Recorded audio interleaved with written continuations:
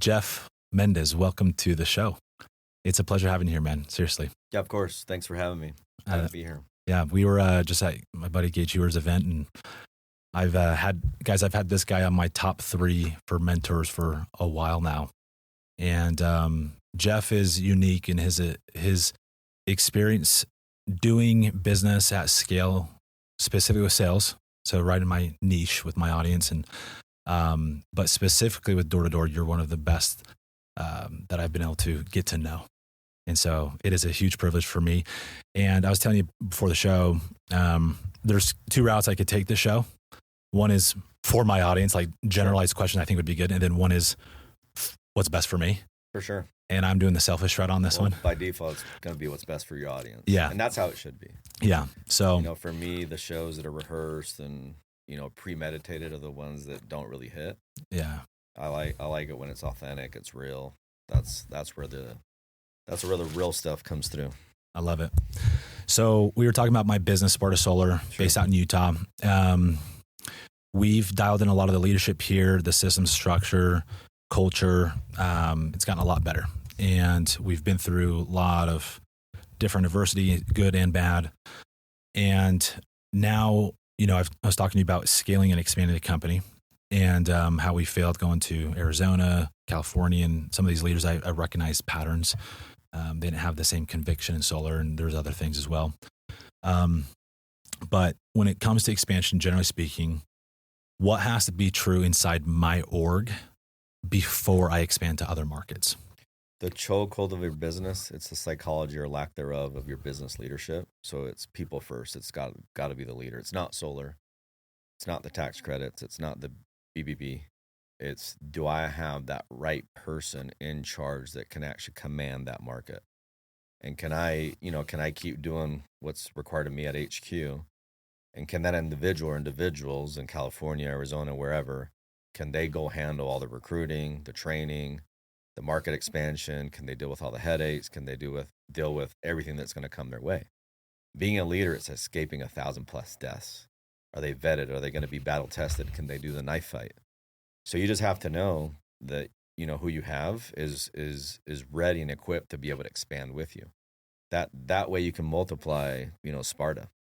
And then until you're there, you're going to have that limitation. Again, it's the chokehold of a business. Yeah. You referenced Vivint. I was at Vivint for many, many years. By the time my non-compete ran out, I would have been there 18 years, 13 active, 5 years with a non-compete where I couldn't get back in the game. And what made us different wasn't the panel. It wasn't the sensors. It wasn't the cameras. Yeah, it was the people. It was the leadership. It was the grit. It was the grind. It was the no nonsense mentality. It was, we don't quit when we're tired. We quit when we're done, and we just get the job done, and we anticipate and we plan and we execute, and whatever we touch, we know it's going to work because that's who we are. That's what we believe in. And that's what leaders do. That's what CEOs do. The CEO, you're a chief evangelist officer. Yeah. You have 2 main jobs: culture creation, culture maintenance. Yep. So it's that. When you're expanding, it's all leadership. It's the soft skills. The IQ stuff, I don't even call them hard skills anymore, but that stuff, it's all commonplace, especially with the advent of AI. It's, do I have high EQ individuals that can help me expand the firm? And can they represent Spartan, California better than the way we're represented at HQ? Does that make sense? Yeah, it does. Now, if you're in my position, would you seek to build from within out of Utah and then send out? Yes. Now, here's the hard part is when I build here in Utah with these leaders, it's like injecting them with a drug, like a lot of dopamine. Sure. I'm creating stability, leads, systems, everything, high amount of cash and training, structure, growth. And then most of them have a lifestyle here. Sure. And they don't want to leave the lifestyle to go to California or some other state. And so I've been trying to, instead of swim upstream, try to, hold on. That could be a limiting self-belief that you have. Correct. There's plenty of people that are looking for opportunities, and plenty of people in this state, in Utah, that will take whatever it is that you're giving them here at HQ, and then they want to be that guy to be able to provide that for other people in California. So I did a big decentralization project at Vivint, and that's how Vivint now has expanded to multiple states. I told them, here in Utah, you're one of many. And everybody here is enamored with Todd Peterson. Everybody wants to sit in his office. Exactly. How about you become the Todd Peterson of Dallas? How about you become the Todd Peterson of Miami, of Tampa? That's good. Etc. It's just that's how you grow. Everybody wants to be the guy. There's two main human needs. People want to be seen, they want to be heard. Yes. What better opportunity for them to get out of Nick's wing and go become Nick in a different state? And then you have to be even that much more sophisticated by being able to provide all those tools, all those resources to somebody that's not in that near exact proximity. Let's talk. That's brilliant, Jeff. That's really good. This has been a bottleneck is we've seen the teams that have, and again, it's limiting self-belief. You're spot on. It's interesting. We have, case study to amplify what you're talking about. We got a Lehigh office that gets more proximity to me in our Ogden office. Mm-hmm. Guess which one has performed better, grown better? Well, no, actually. Should be Lehigh. It should be Lehigh. Because they have to prove themselves. Correct. They can't. Now, the Lehigh didn't grow as much as me because of me. And let me elaborate. So you said that. So outside of Utah, there's a big organization. I don't know if you've heard the name Neil Rogers out in Florida. Okay. And he actually grew bigger, or was on a trajectory to grow bigger than our Utah operations. Because again, he was able to become the guy outside, and it was up to him. If not me, who? Like, if I don't do this, nobody else is going to do it. So how did you and Todd find a guy like that and build him in? Well, did he come out of Utah? He built himself. But then we took a lot of what we saw there, those behavioral economics, and then we you can decipher who has that same type of DNA, and then help those guys promote. And you're patient with the process. The twin killers of success from patience and greed. I mentioned that at Gage's event. Jim Rohn gets credited for that quote. But Love you Jim. put people in these scenarios where they can prove themselves, and then as they grow and over time, it just becomes something that you can't stop, right? But sometimes you want to see it in year 1, year 2. But if you're patient with the law of the harvest, it'll take effect. Give these guys 3 years of runway, 4 years of runway, and it's crazy what happens. So I was talking, I don't know if you know the name Kenny Cox. Yeah. So I was talking to Kenny, and I think the number could be maybe 5% of it. He's a Utah guy. He lives in Midway, Heber area. He either has, it's between 0 and 5% of Utah production, meaning he has 0 to 5% of his assets, his human assets, and he does thousands and thousands of accounts. I want to say 25, 30,000 accounts every year. And 0 to 5% of those accounts happen from Utah-based homegrown assets. The rest is all decentralized. And that wasn't the case, call it 5 years ago. Interesting. Isn't that crazy? Yeah. And then what happens is, now that you don't have all these recruiters recruiting these human resources here in the mecca of door-to-door. So now you're more insulated. Yes. And you have these recruiting centers. Yep. And now you're recruiting a cohort that is not necessarily... they don't think they're God's gift to mankind, meaning they're grateful for 20 grand a year.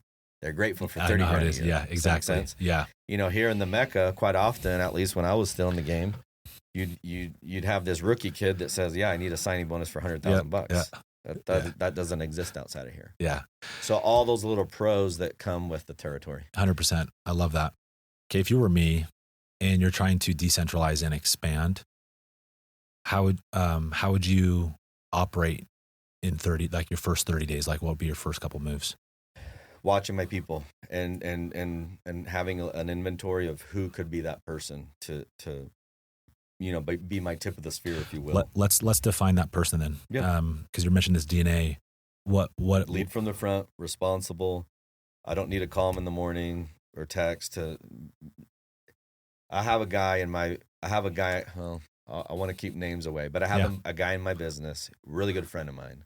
We've known each other since 2004. He's in my real estate firm. Okay. I recruited him maybe 3 or 4 months ago. I hang out.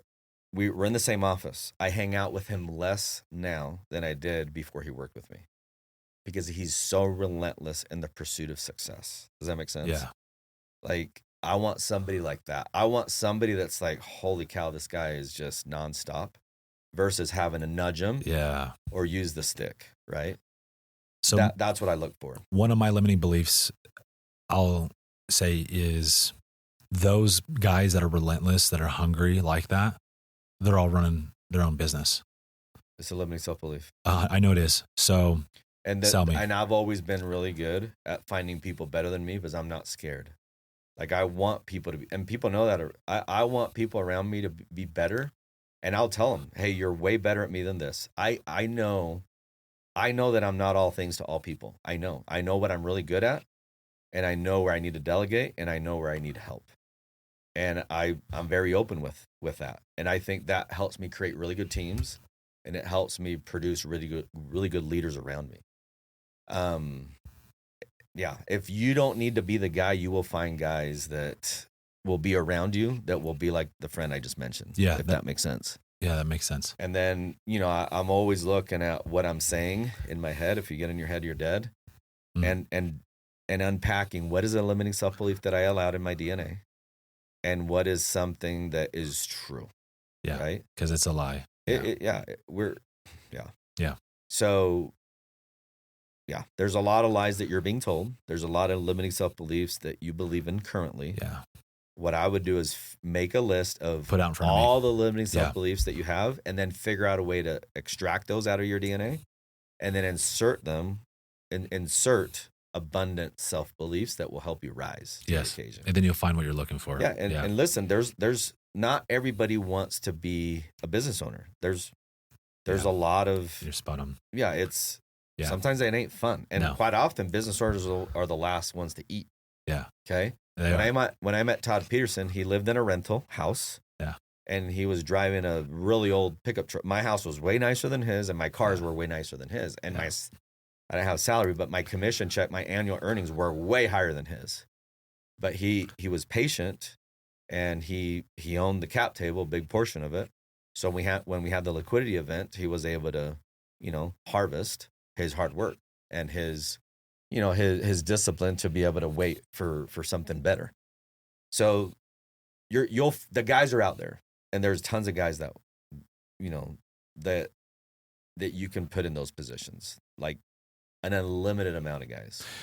So let's say, I think we'd both agree the best ways to attract and build them from within and then send them out from what you currently have versus attracting outside. Correct? That would be my advice, because I can, I can watch them, and I can help them, and I can tell who's who. Like most of the people that we sent out, they were from Utah, and now they're expats in their different states, and now they won't come back to Utah because now they're the Todd Peterson of those markets. Wow, they're loving life. Now, do these guys test out and do a summer model or like blitzing or something like that? Yeah, I mean, I was watching those guys for 5, 6, 10 years. Right. So I had that purview. You don't, you're a newer firm, I would guess. I don't know how long you've been around. 2.5 years. Yeah. Yeah. You don't have that same luxury, if you will. Right. But you can tell. I want somebody that can recruit. I want somebody that can lead, that can train. Did you have specific metrics on those things, like recruit X? Like, give me some examples of what you'd put. Yeah. So a few numbers. They had to produce at least 1,000 accounts the first year of deployment. Okay. And they had to do an X amount of accounts per square foot that I would lease for them. Okay. Little things like that. Per square foot of office space. Yes, because I'm paying per foot. Interesting. Okay. Yeah. So if you can go recruit me 2,000 accounts, I'll get you 2,000 square foot office space. Okay. So forth and so on. I'm not going to give you 10,000 feet if you're going to only give me 1,000 accounts. But if you can get me 10,000 accounts, I'll give you 10,000 feet. Okay. Sub question regarding PRA. I've loved per rep averages because they attract. It's like you trim the fat, right? Sure. Get rid of the C players. Did you have a metric of PRA that you guys push with leadership? Oh yeah. And held them accountable to? Yeah. And then if they didn't, what was the metric from what you remember? What was the average per rep average? Or did you guys say you have to hit this per rep average? I mean, or PRA, here's a standard. It was a standard, but more than anything, we're a lot of volume based. Okay. And then the PRA came into effect when we had fixed costs, such as our summer housing, licensing, things like that. But I would be willing to launch a team if they could produce 1,000 accounts for me within a year. that's enough volume where I'll get them housing. I wouldn't get them like a recruiting center. Yeah. Unless they were going to be static in that specific market. The other thing that I did too is I built these recruiting centers right next to campus. So I would vet the campus. And I wanted the campus to be in close proximity where students could walk to the recruiting center, skateboard to the recruiting center, hitch a quick ride to the recruiting center. You don't want a recruiting center in a campus that's 10 minutes away. Yeah. Like I want that proximity. I want to make it easy. And then I wanted my people to own that campus. And then the other thing that we did too is we penetrated the fraternities and the sororities because it's already an established organization. So you can get in with the president. They're all looking for charity dollars so that they can move up the ranks, in college. So you say, hey, if I can do X amount of meetings, I'll contribute X amount of dollars for your charity of choice.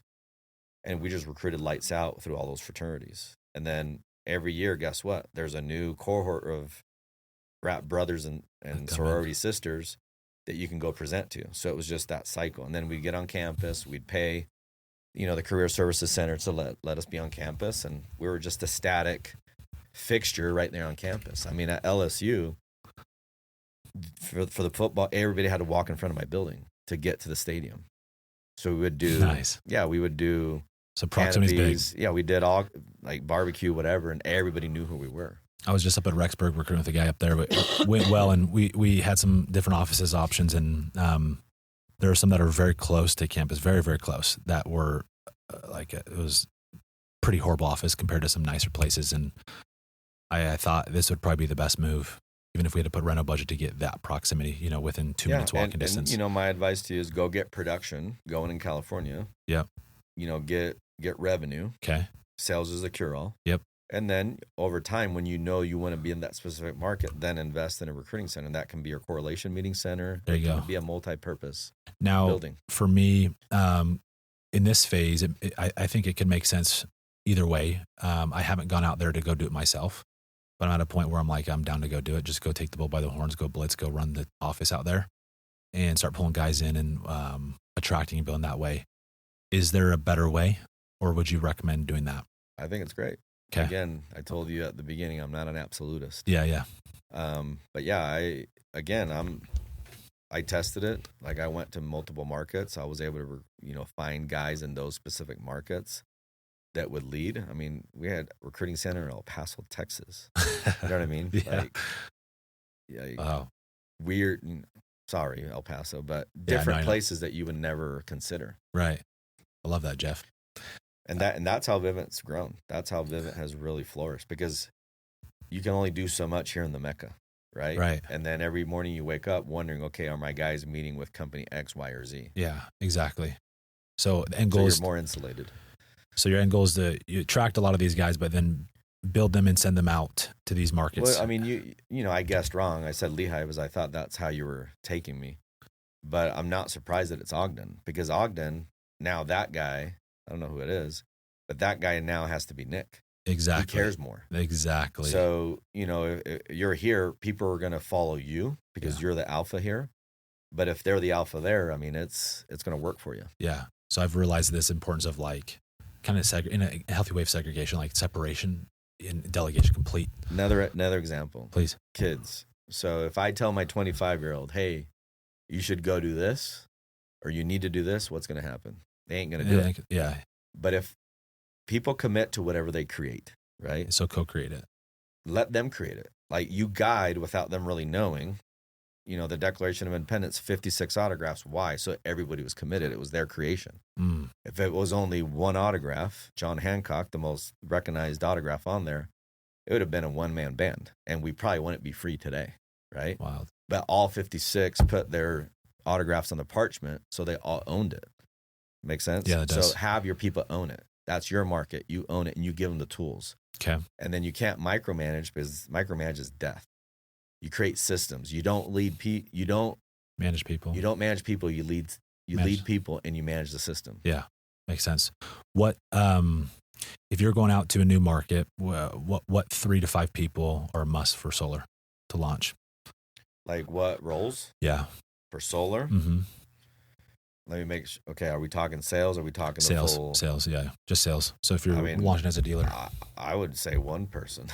okay, Like I need my CEO out there. I mean, I need my tip of the spear. Again, it's somebody that is organized, that can follow systems, that's responsible, that I can give a budget to, that can actually run a P&L for me, that can recruit, that can train, that can scale, that can be my guy. You know what I mean? Yeah. And again, a lot of people, you know, your limiting self-belief might be like, well, if there's a guy out there that exists, why would they not just be the owner? Well, they don't want the liability. Correct. They don't want the stress that you have to. Your stress is different than their stress, right? Yeah. Todd Peterson's stress was different than my stress. Yeah. You know, at the end of the day, it was his name on all the dotted lines, right? He had all the recourse. So if a loan goes bad, there's a bad boy clause in there. I can walk away. He's got to pay the bill. He's going to get sued, right? Or I could get sued, but I'm encumbered. Like I'm fine. I'm indemnified. He's encumbered. That makes sense. So, what do you notice with what were some of, like, thinking back to Vivint's growth, Jeff, and then looking at some of the, when you guys did the expansion, I'm sure there were some failures and some massive successes. What were some of those distinguishing factors, whether it's leadership, systems, or markets? I mean, markets, most of our markets, we did enough due diligence and enough research that we knew the campuses that we were entering. There were some campuses that were a little bit iffy because the tuition was so high, so they had mommy, daddy money. So maybe those kids were not going to be blue collar enough to go knock doors. I'm not going to mention names, but you can probably imagine some of those universities. Yeah. And then, you know, I think some I maybe opened too. I was very, very aggressive with the strategy. So maybe there's one or two offices that were a little bit premature, too close together, maybe. Okay. But besides that, it was a home run. But again, you got to be patient with the process. But it worked. And I always knew. And in fact, I knew that once I left, that it would be even better, because you just have to. You got to let it grow. You got to let it. You know, you got to do the sowing so you can reap. Okay. So it's not going to be instant. Okay. So picking universities that has more blue collar feel. And somebody that can become enamored with that university and can be a good fixture inside of that university. Okay. Somebody that can. So a lot of the expansion was based on not on sales demographic, but on recruiting demographics. Yeah, because again, those were recruiting centers for me. Sure, they'll do preseason, but in the summer, I was shipping assets to their summer market. And would they sell in market, or sometimes in market, sometimes out of market? Yeah, listen. So we would run a GM program, which was a general manager program. Those are full-time guys. They don't have summer area. They're just Vegas. They live in Vegas. They sell in Vegas. They do everything in Vegas. And then there could be a summer team that gets deployed into Vegas on top of those guys too. Got it. The El Paso squad that I mentioned, that's a GM group. They just sell in El Paso, Texas. Okay. So, UTEP, that college, they're recruiting assets through there. But as the market matures too, they're also recruiting older human resources that just want a really good job. So you're going to get both, not just the college kids, but also the sales professionals that you can leverage with a year-round program. Okay. So when I guess did you guys get to the point where they recruited so many where you would send some out of market to go to another?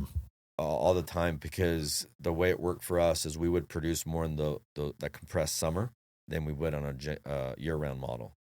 When time decreases intensity increases. Oh, that's so it's crazy. The summer guys would always produce more than the GM guys. The GM guys just want a different lifestyle. So you want to provide that product to both, because if not, I lose them. So I was just trying to cast a wider net.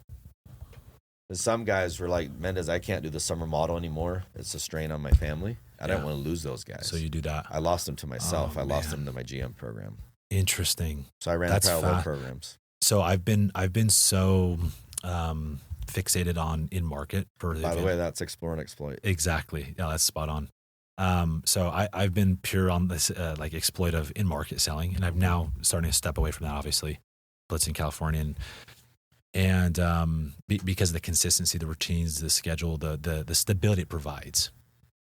But I studying your guys' success at Vivint, I've realized hey, that you guys were really hard on the summer model, and because of what you just mentioned, I didn't think that through. Like that's part of it, and it's the best season time to sell. Right? There's a lot of perks. Most kids are off of school, but then also You have all the focus. You have all the focus. And then I've had this in market, you have sales reps, producers, and you have managers and builders.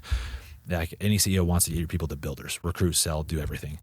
And most people have a hard time wearing all hats. Like I was able to do all the hats starting out, and I've tried to create a process for that. And, that's like, it's too much for most, And so, I'm realizing, okay, hey, let's just drive a summer model for the majority. Some people will stay in market and sell a little bit. And then I'm going to turn this into a recruiting season for everybody. So it's not just me and the company recruiting, Yeah. And so that's a big pivot we're going to make. I'm excited about. So, Okay. So you're expanding these markets based on recruiting, from the college campuses. And then every time you were doing this, were you taking another leader out there with you ideally, or sometimes were you just bootstrapping this yourself or what? No, at that point when I was doing decentralization, I was always getting leaders to do it. Okay. I mean, I was in charge of thousands of reps at that point in time. And so again, going back to this, if you didn't, I think I know how you're going to answer, but if you didn't have the leaders to go out with, what would you do? Yeah, I mean, listen, I'll tell you, when I was running teams personally, I would do a lot of preseason to know where I wanted to pick for the summer. But I would go out and explore the market myself. And then in the preseason, I would hit up all the different cities. So I knew when I needed to do volume where I could put my human resources. Nice. So I pre-knocked everything, and I knew exactly where I could go get a whole bunch of accounts. I mean, my last year managing, my personal team did 10,000 accounts.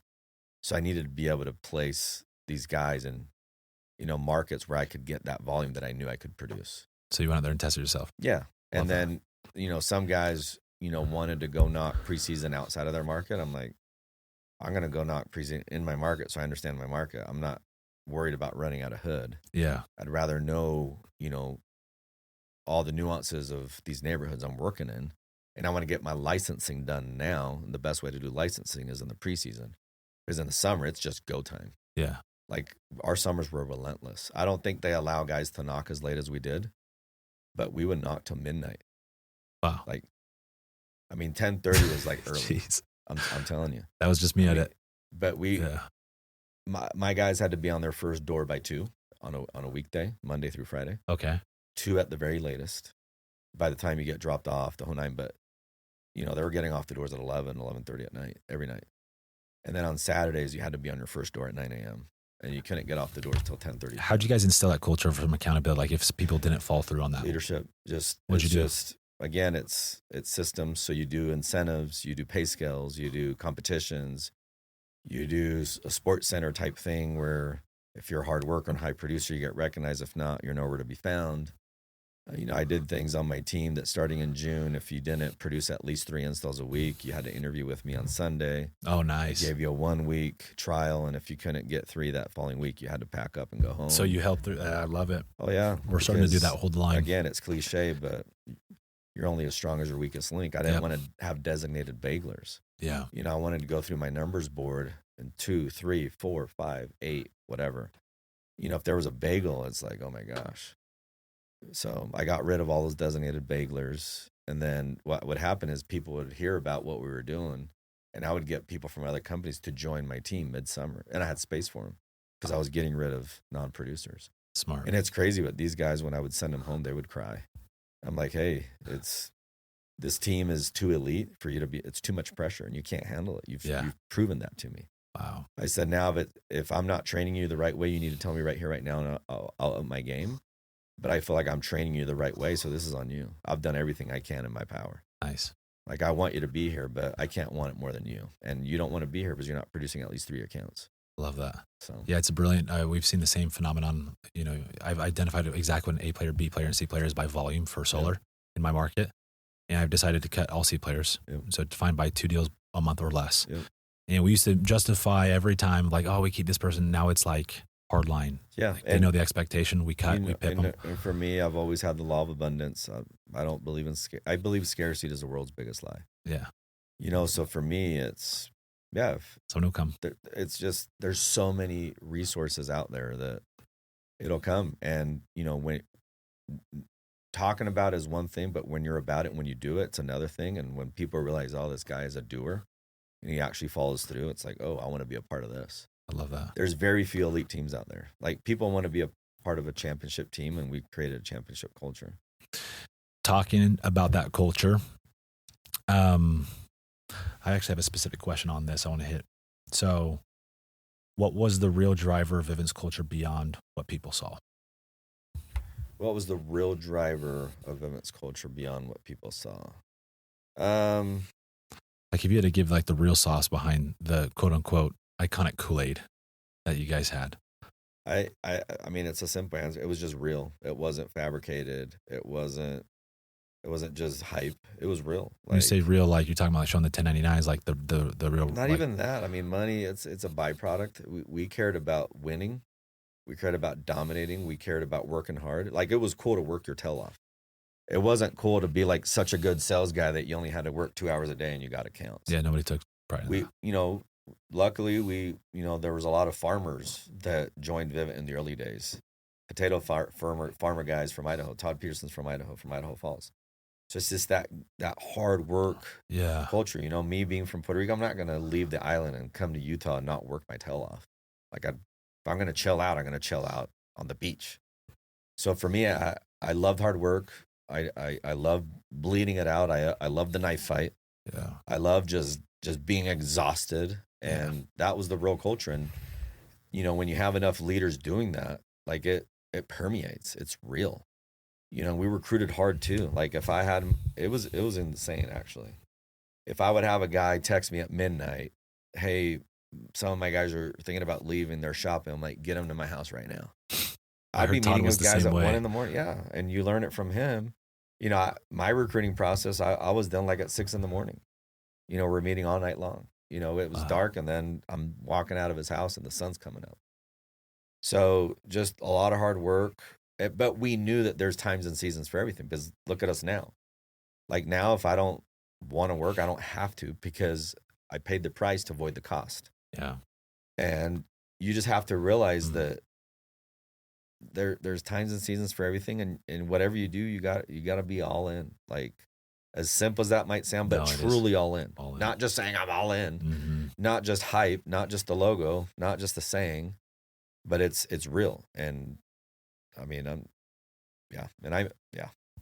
When it comes to guys saying, "Oh, I want to do a part-time job," or anything that could distract from all in, how did you handle those situations? I mean, for me, I would just say, "Yeah, this isn't a fit for you." Yeah, and just abundant. And it's crazy, man. Like, so many people, I'd be on the phone, because my guys would send me leads and they want me to close the recruits, and quite often I'd have guys on the other line being like, "I can't tell if you want me or you don't want me."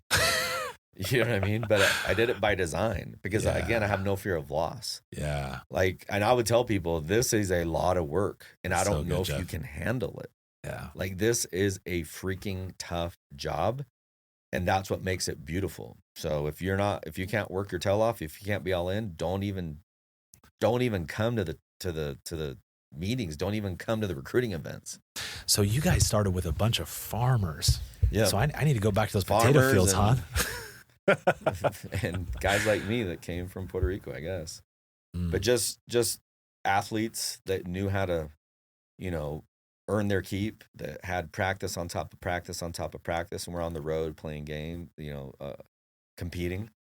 But it's just really, really good guys. And I'm not saying that's the only way to do it, but that's just who we were. If I were to describe Vivint, we're blue collar guys, a bunch of ordinary guys that were willing to work really hard to accomplish extraordinary things. I love that. How did you guys overcome the stigma of door-to-door? Like, because we made it cool. Yeah. And I call it direct to home. I don't even call it door-to-door personally. But it's interesting. I can't name the name of this company, but there's a really big company, tech company, one of the biggest market caps in the world, had a secret meeting with us in Las Vegas, Nevada. And I walk into this penthouse, and all the executives are there from this company. And they're trying to integrate their product into our smart home suite, our offering.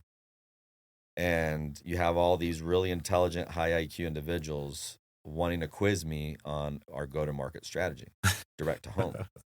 And you saw them with their notepads, just ready to take copious notes on my strategy, on the algorithm, whatever. And they're like, okay, Mendez, explain to us how you do this. And I'm like, yeah, we just go and, approach the door. I do my door approach, who I am, what I'm doing, what's in it for them, what's in it for me as a company, pull back, transition. They're like, wait, what? And then they ask again, well, how do you do it? Yeah, I just go up. And they're like, wait, what do you mean you go up? Yeah. I'm like, yeah, I go to the door. And they're like, well, what do you do at the door? And I'm like, yeah, we knock on the door, ring the doorbell. Like, whoa, what? How do you do that? Like, they wanted me to explain. So they're trying to extract it. Wow. Because for them, it was just such a crazy thing that we knew how to do that for us was so commonplace. Yeah.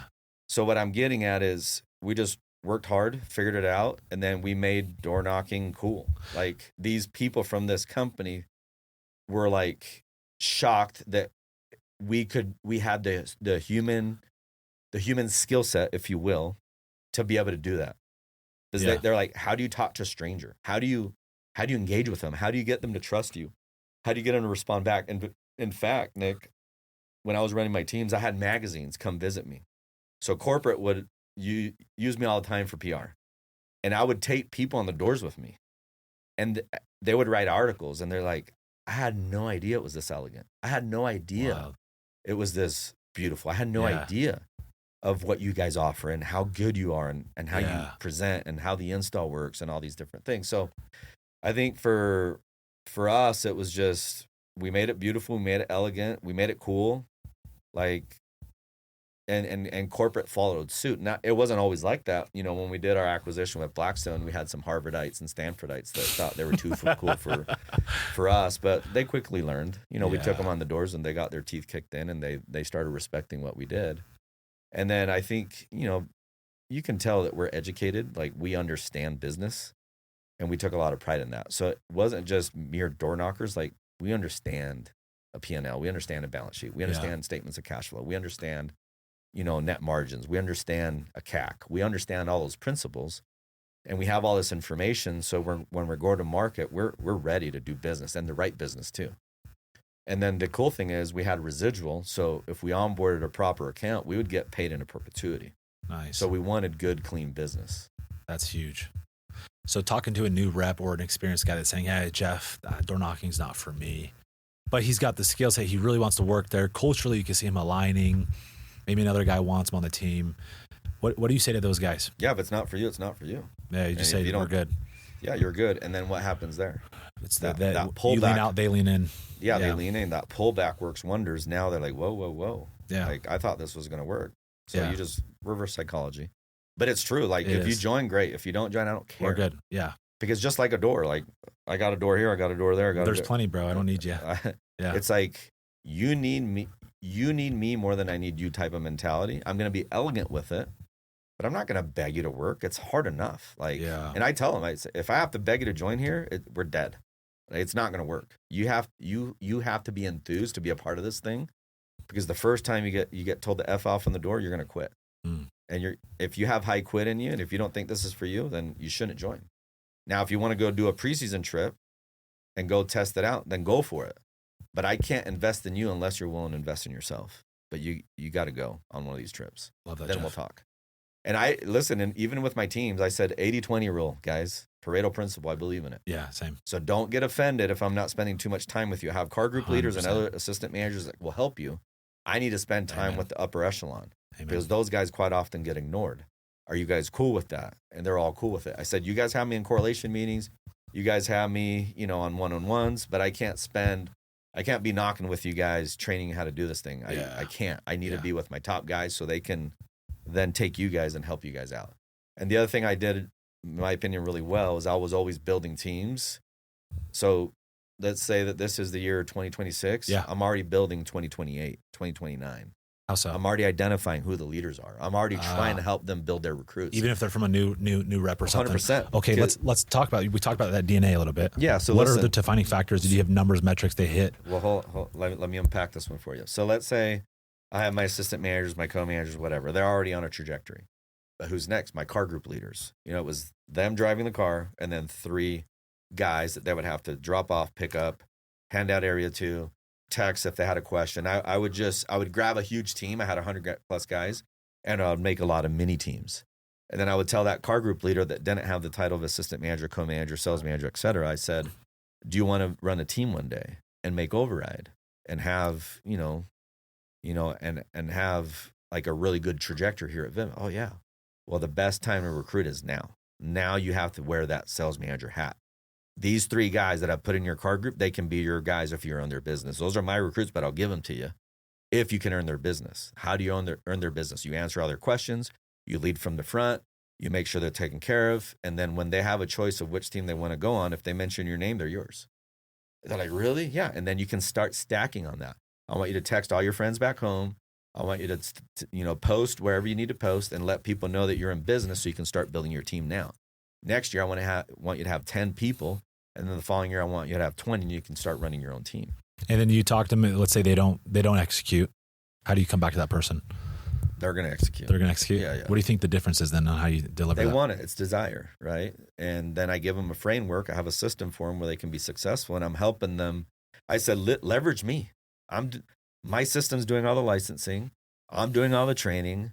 I'm doing all the heavy lifting. Leverage me. Build your team now and learn everything. And then ask yourself, what should I do here? What should I do there? And then, do it now under my umbrella. Make the mistakes now so that because one day I won't be. I'm not going to be here. Yeah, that's so. I and all my guys were like, it was crazy. Everybody was bought in because it creates urgency. And now it's their team. Like So let me give you another example. So my correlation meetings were daily, Monday through Friday at 11 a.m. We ran them till noon. I never ended past noon, not even a minute late. Because I said, if I'm going to start on time, I'm going to end on time. I'm not going to take y'all's time because, and I'll explain how it all works. So anyway, I would walk into my correlation meeting was held in an apartment right there in the complex. We were all living in the same complex type of thing. Okay. And then when I would walk in, everybody had to be in full uniform, lanyards on, ready to go, like Minutemen type thing. And everybody was sitting down. I would always walk in 2 minutes before 11. I wanted to be the last one in. All the cell phones were in a cell phone box. The music was playing. The videos were downloaded. The numbers board guy was already at the numbers board. Everything was ready to go. It was like an orchestra. And I would just go. I would sit down. Meeting starts. They're going for like 10, 15 minutes doing their thing. Everybody has their little thing that they do. He goes, Mendez, you're up. I always ran the training because I felt like I was the best trainer for my guys. Role play, train on mentality. Yes. How to use the mentality with the role play. I would stop guys and say, I don't believe you. I don't believe that you have conviction to sell this thing right now. They'd be like, well, Mendez is a role play. Exactly. Like, if you can't get this figured out here, you're not going to figure it out there. Yeah. And I always told my guys, I'm going to be that coach that you hate during practice, but you love after the game because we're going to get the results we want to get. We're going to be champions here. And then I would be done with the training. I sit down, and then the video guy does his thing. The cup guy does his thing. The numbers board guy gets back up. The cheer guy gets up. The guy that's in charge of making sure everybody's putting their chairs away, make sure their chairs are away. The guy handing out paperwork, make sure everybody's loaded up with paperwork for the day. The car group leaders already know, they're telling their guys at what time they're meeting and when they're going. They have their maps. Everything is done. So my job was really easy. I was just in the highest and best use of my time, which was training. And everything else was just handled by the team.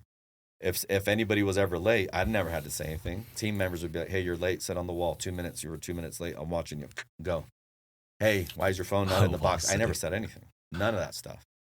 Because I gave the team to the team. Make sense? Yeah. Where leaders miss out is when they're trying to do everything themselves, yeah. Where it's a dictatorship. Yeah. You don't like to be told what to do. Why would your people like to be told what to do? Yeah. So that was a system that we created by design. And it wasn't like all on paper, like an algorithm. Right. It just morphed into that, and it had its own life. And that's how you build it. You know what I mean? Yeah, that's huge. Like, even you can walk into my real estate office right now, you'll feel it. Like, I probably won't go there today. I don't need to go there today because everybody's in the highest and best use of their time. Yeah. I stay in my lane. Everybody's in their lane, and I respect their lanes. Obviously, I know what's going on. I have all the accountability, but that's how you build elite teams. That's awesome. We've done that pretty well in Utah now, but I love that, Jeff. That's huge. The 2 minute wall sit, the wall sit, like per minute they're late, they wall sit. Yeah. I didn't want to, some teams push ups, put money. You do, it's whatever. I like the wall sitting strategy. But and all of a sudden people don't want to be late because it's embarrassing. Yeah. And then the other thing that we instituted was bagel meetings. So if today being Tuesday, if you bageled Monday, you had to show up to mandatory 30-minute bagel training to not bagel prior. And I had an instructor for nobody bageled on Saturdays. Like if you bagel on a Saturday, you might as well pack up and go home. Don't even show up to the office. There was a bagel meeting Tuesday if you bageled Monday, Wednesday, so forth and so on. But if the instructor from Tuesday bageled on Monday, they can't instruct. You can't instruct anybody sitting on a bagel. So they would have to have a substitute. But guess what? They didn't bagel because they wanted to do the training. And even my numbers board guy, you can't run my numbers board if you're sitting on a bagel. So my numbers board guy was the same numbers board guy for like 3 years. I think he bageled once in 3 years. Wow. Yeah. My cheer guy, you ain't running no cheer if you bagel. You can't motivate anybody. Yeah. So I had all these little tiny things in place to make sure that people were producing. And when you expect that out of your people, they rise to the occasion. I expected people not to bagel. I expected people to produce on a daily. I expected them to crush. I expected a lot of our guys to sell over 300. And for my mid-tier guys to sell over 100. Wow. And it happened because I believed in people. And if I believe in them, they start believing in themselves. Very real. You know what I mean? It's very real. Yeah. What are some other strategies on the like these systems that you had? What other systems do you have maybe on the recruiting side? Like, did you have a system for, first meeting, second? With the heart. I never talked about money when I'm recruiting. If I'm sitting down with you, I'm like, Nick, can we agree that the money's going to be there if you work your tail off? The pay scale's the pay scale. Yeah. So why do you want to do this job? Just a lot of question-based selling. Yeah. Like, why do you want to do this? What would make you a really good asset to the team that have already established? And then you almost want them to like sell themselves and join the team. Yeah. And then I'm just real with them. And then I said, hey, I'll be there 100% of the way.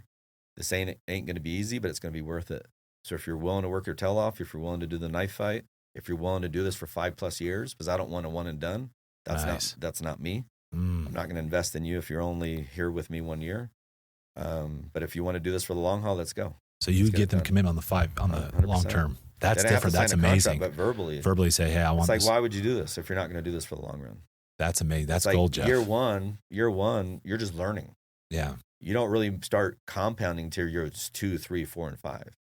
So year 1 is in vain if you don't come back year 2. And I would explain that out the gate. That way they're more patient with the process and they know that they're going to be expected to re-sign.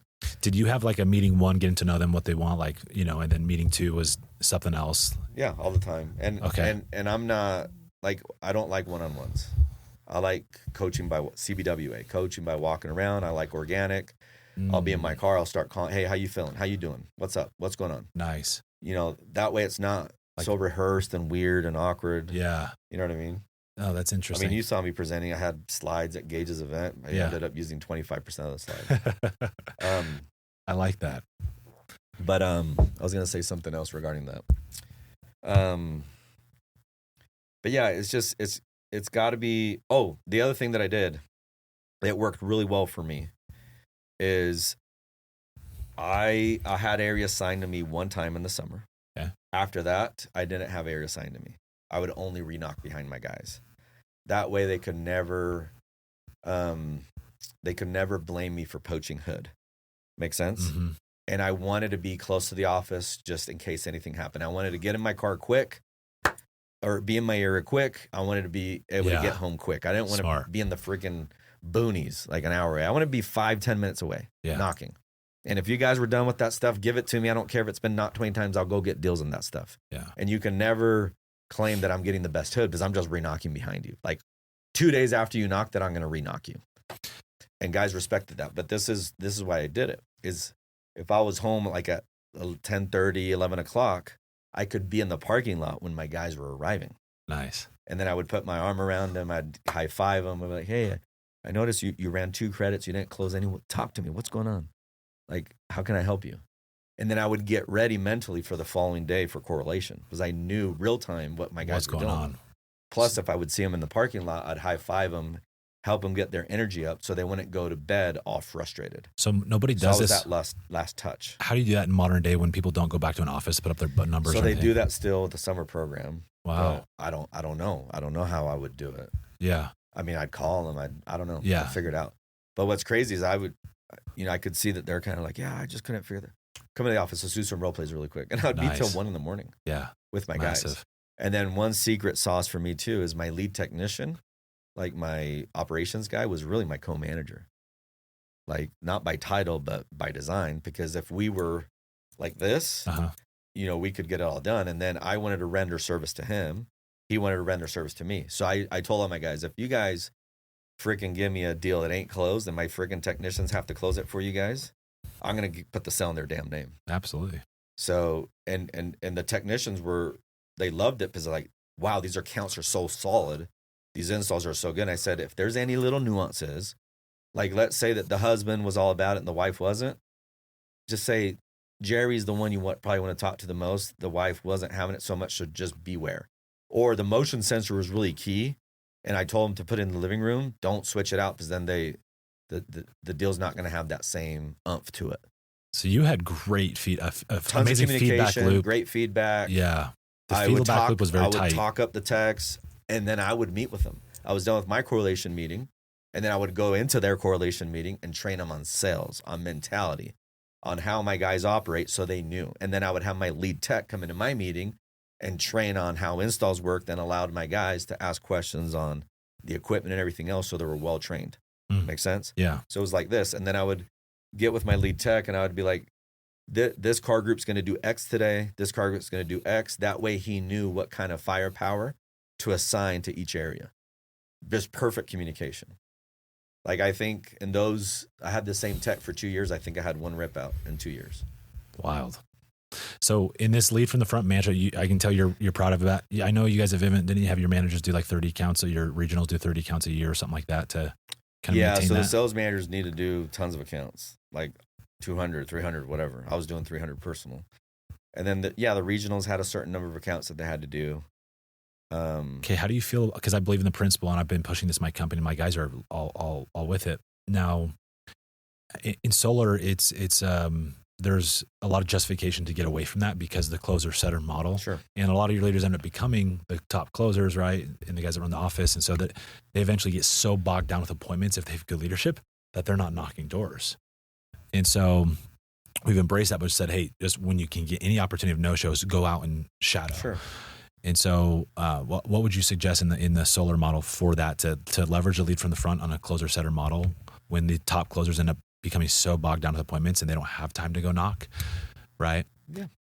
So your question is, what would I do to make sure that my guys are still hungry and they're knocking doors and not just waiting for sales? Yeah, if they're making $500,000 plus a year, and teams knocking doors for them. I would create incentives, competitions, do whatever. So when I was working at a different company, so before Vivint, I was working selling satellite, and we did Burns weeks, where we basically the premise was we go there, the hood's going to get burned up because I'm not leaving anything behind, type of thing. Mm-hmm. And, I was in the corporate office. I was a C-suite guy. But then I would go out in the preseason, to go rip accounts. And then in Burns Week, I would do like 70 accounts, 80 accounts, just something stupid. Wherein guys are doing maybe 20, 30. To just show everybody, who's the guy doing the training knows what's going on. So yeah. we had little things like that to keep us fresh. So maybe you do something like that. So what was the incentive for you other than like winning the respect? Outside of winning the respect, it was talked about. It was like, if you don't show up, you're a pansy. Okay, so everybody was in the Burn Week. The CEO, the VPs, everybody was there. Everybody was on the doors. And it was Burn Week. It was a week. Called it Burns Weeks. Burns Week. It was only a week. Okay, so it's just 1 week. Just 1 week, but I'm just saying that's one thing you can come up with. Oh, it's brilliant. So that's great. That's probably what I would do, something like that. And 80 accounts, it's like, holy cow, that's a ton of accounts. I love that. So, okay, on an accountability, like what were some of the non-negotiables for leaders, metrics or behaviors? That's a really vague question. It is. Sorry, I'm changing gears here. I'm going on the accountability. My end goal here is like holding people, especially leadership, accountable to certain things. Like in our company, we have, hey, you guys have to hit over 2.5 PRA. We have to, knock X amount of doors. Yeah. So growth. Okay. So let me just answer the way that I think would be sure. helpful for you. No two companies are the same. No two cultures are the same. So if I felt that something was necessary, meaning I wasn't getting a certain action or behavior from the group, then I would set KPIs for that. Okay. Okay. So all systems are perfectly designed to get the results you want to get. So for instance, Burns Week. That was a KPI. I wanted to make sure that all my senior staff was on the doors, and we would show the troops that we're in charge of that we're not just talk. We actually know what we're doing. That was a KPI that we had in there. We're talking about Burns Week all year long. So if my PRA is important, I'm going to base it on PRA. If it's based on sell to install ratio, I'm going to really focus on that KPI. So there's no one unilateral answer I can give you. It's just understand your numbers, understand your optics, and then create systems and transparency and front-facing numbers that can get you to the behavior that you want to get. And it'll change over time too. Yeah. Like after a while, per rep average may not matter as much. Right. After a while. No, I don't know. So I don't want to talk about it anymore. Right. I agree. I mean, I remember back in the early days, we would track hours. Like, right, how many hours and I'm like, who cares? Yeah. Production. Like, get rid of that. That's just minutia. I want results. Yeah. And then, some guys, would put sales up on the board. I'm like, it didn't get installed. Don't put that there. I don't want it. Like it's Fugazi. So you just have to know exactly what you're tracking and why. Don't just track to track. To track, yeah. But you want certain behavioral economics to be obtained through the KPIs that you're managing. And that should change over time as you mature as a business. Makes sense. Or as nuances hit you. Yeah. Well, that makes sense, Jeff. This has been amazing. Most of my questions were answered here. I could keep you. If it was up to me, I'd go eat lunch and lock you down for another 2 hours. So we don't want to do what I want to do. But thank you for everything. This has been amazing. I'm going to go back and probably listen to this about 5 times over and take notes. So I appreciate you, your time, your energy. How can people follow you on social media? What's the handle on Instagram? I think it's Jeffrey Mendez Poppy there's an underscore there somewhere. Okay. Love it. Yeah. Instagram. And then your podcast. I'm about the podcast. So it's called Live Life by Design. Mm-hmm. So I believe in that wholeheartedly, where you live your life by design, not by default. So you're the architect of your own life. The sooner you can figure that out, the more fulfilled of a life you will have. Yeah. And some people are actively working as somebody else's passive income, and they don't even realize it. Mm. I mean, I'll challenge you and others listening, watching, look around today, tomorrow, whenever you're out again, and see how many people are really asleep at the wheel. Yeah. It's mind-boggling. It is. And how many people are just subscribed to the quote-unquote rat race. What does the rat race need? More rats. So just living life by design, it's a refusal to be status quo and just be another cog in the wheel or another rat on the wheel. I love that. That's awesome. Thank you again for everything. Yeah, my pleasure. Thanks for having me. Of course.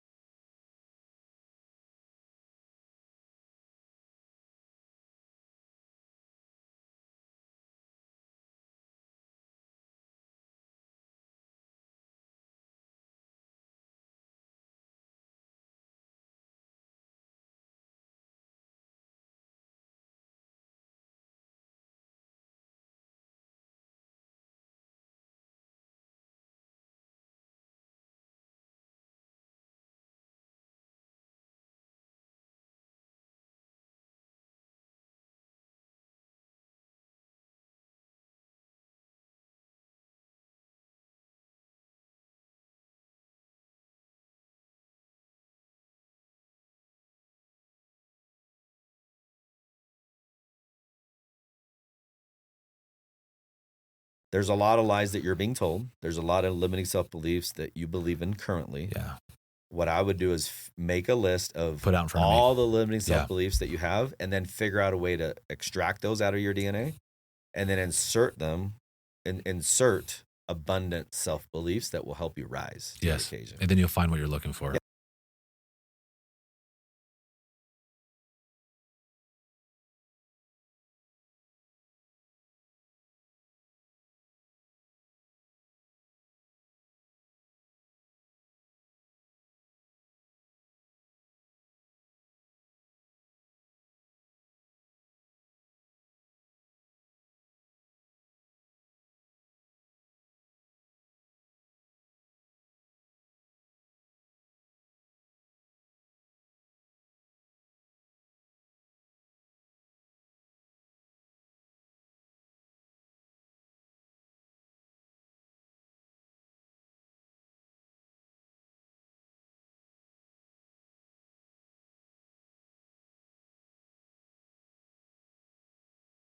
People commit to whatever they create, right? So co-create it. Let them create it. Like, you guide without them really knowing. You know, the Declaration of Independence, 56 autographs. Why? So everybody was committed. It was their creation. If it was only one autograph, John Hancock, the most recognized autograph on there, it would have been a one-man band, and we probably wouldn't be free today, right? Wild. But all 56 put their autographs on the parchment, so they all owned it. Make sense? Yeah, it does. So have your people own it. That's your market. You own it, and you give them the tools. Okay. And then you can't micromanage, because micromanage is death. You create systems. You don't lead you don't manage people. You don't manage people. You lead people, and you manage the system.